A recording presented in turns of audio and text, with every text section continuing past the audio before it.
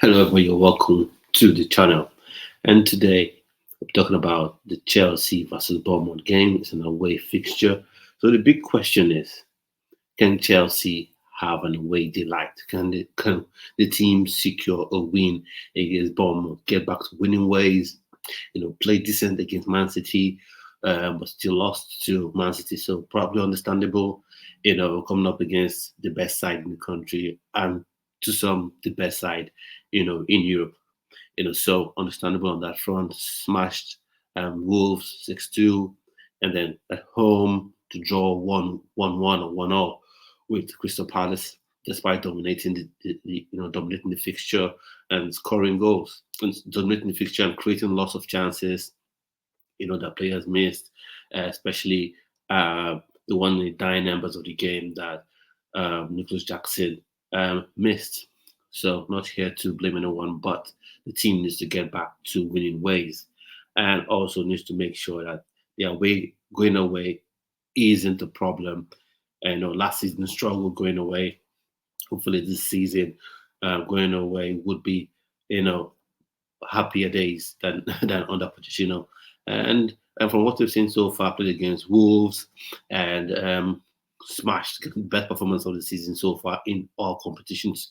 So before going further to talk about the game and what I expect to see, and giving some insight on Enzo Maresca's press conference, just not everything, but take some excerpts from it. Um, I'll be Let's say congratulations to Nicholas Jackson. He signed the contract extension, was confirmed today by Fabrizio Romano and Enzo Maresca as well. So it's a funny one. It's a 2 year extension that would see him be at the club for 9 years, or suppose at least the contract is a 9 year, 9 year deal.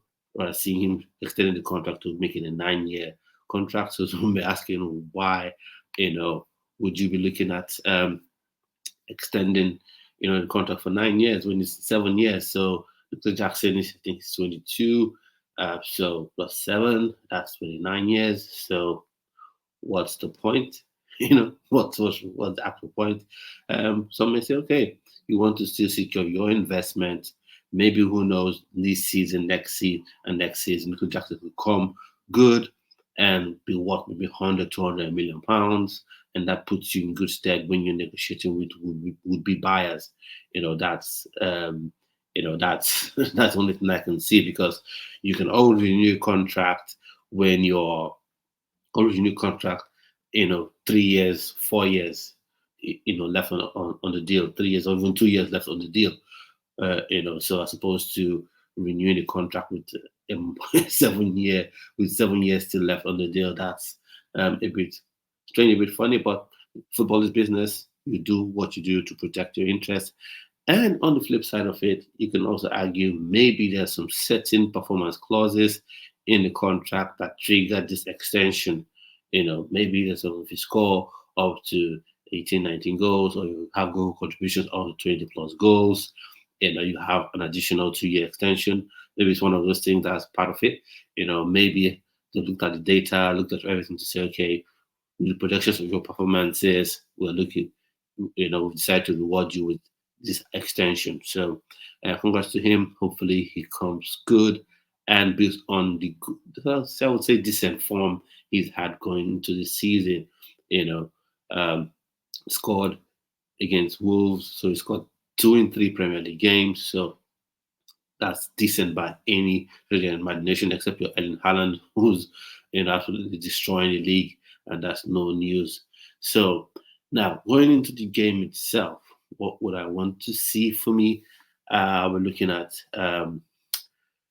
first off, no, not before I do that, I'll talk about what Enzo Maresca said about Kani Chukwuemeka. He said he's a good player.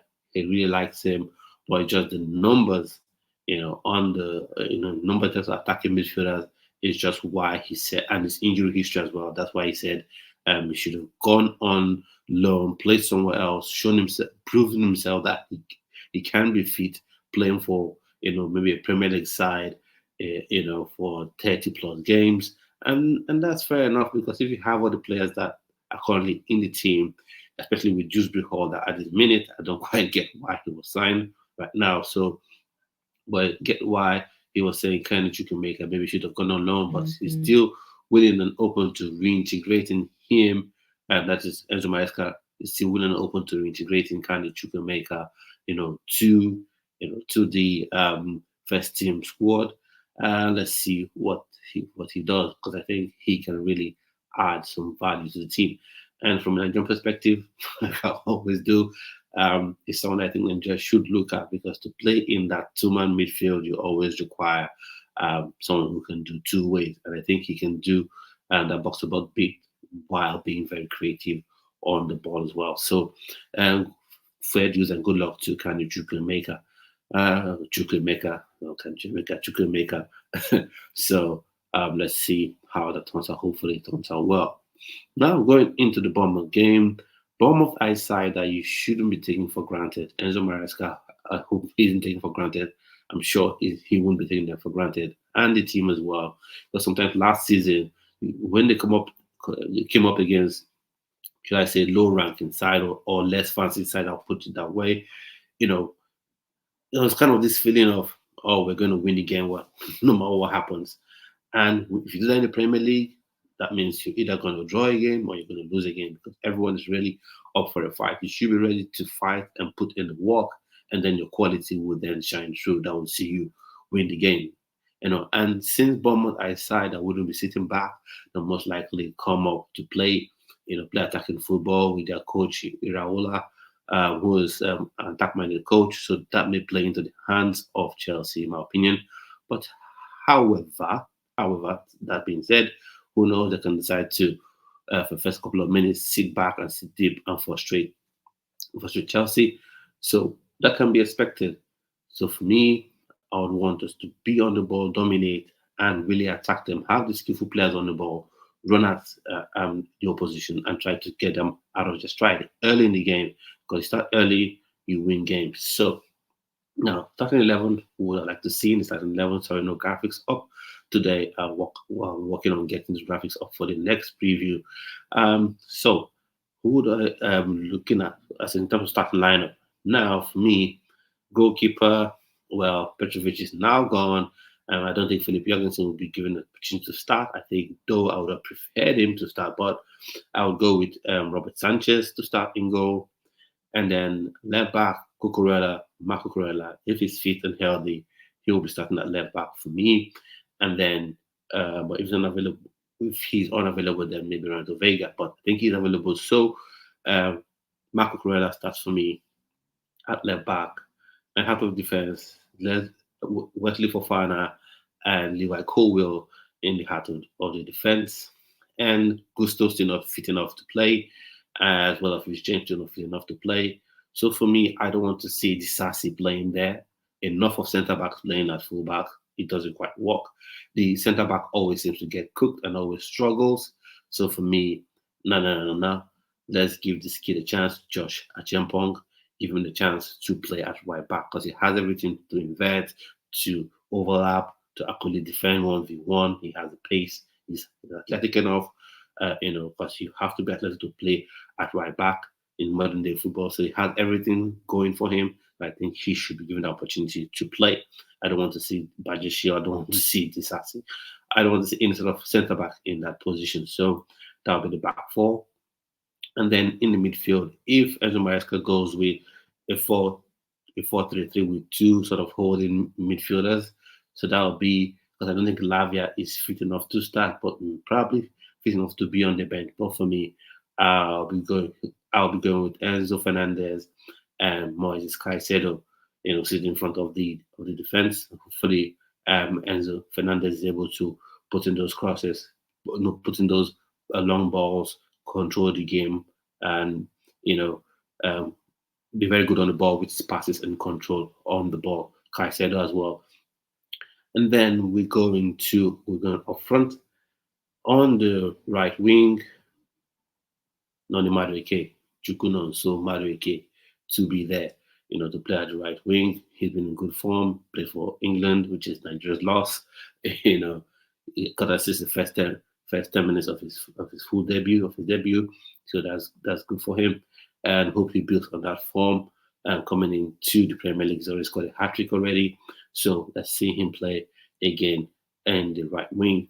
And then striking position. McGill always seems to impress when he comes on, but although he hasn't scored, so for me, Nicholas Jackson will still start because I think he's slightly better than McGill. Although McGill's pressure, pressuring is next level. But all in all, I think Jackson is ever so slightly better, the better option because I think he's more physical, more imposing. I think I wouldn't say he's quicker, but he has more Premier League experience. And right now, you just have to get the goals, and get the wins. Hopefully, Jackson can come good with the chances that may be created, and then you can come off the bench. In the 10 role for me is Cole Palmer. Cole Palmer in the 10 role. Let's not do anything like playing him out wide. Number 10. I've been saying it since last season, and now everyone sort of is acting like it's something new, like someone has discovered, the Holy Grail. He is a number 10. So Cole Palmer in the 10 role. And on the right wing. Now that's where um, there's a bit of a toss up, but not so much of a toss up. If you look at it closely, for me, it will be Pedro Neto. Pedro Neto should play there. Pedro Neto should play there. And then having said this, if however, Enzo Maresca gives me what I've been calling for, which is to play with two advanced eight, then the midfield I'll shake it up a bit. So it will be Caicedo playing as a lone six, and then you have your Nkunku and your Palmer playing the two tens behind Nicholas Jackson. So that's how I look at it with João Felix coming off the bench. So that's how I look at it. That's my own predicted starting lineup. What's your own predictions? What's your own predicted starting lineup? Let me know in the comment section below. And also, while you're here, please click on the subscribe button, click on the like button, share the video, click on the notification bell as well so you're notified each time I post a video. And also, 5:30 today, we'll be having the first episode of Before the Whistle, which is a preview to Premier League games, especially for the top six sides going into every match week. And on Tuesday, we'll be having, the Premier League recap show, which is a review looking at the top games, the biggest games played in the Premier League. So at this point, we've come to the end of today's video. Hope you have an enjoyable rest of your day and stay blessed and keep well.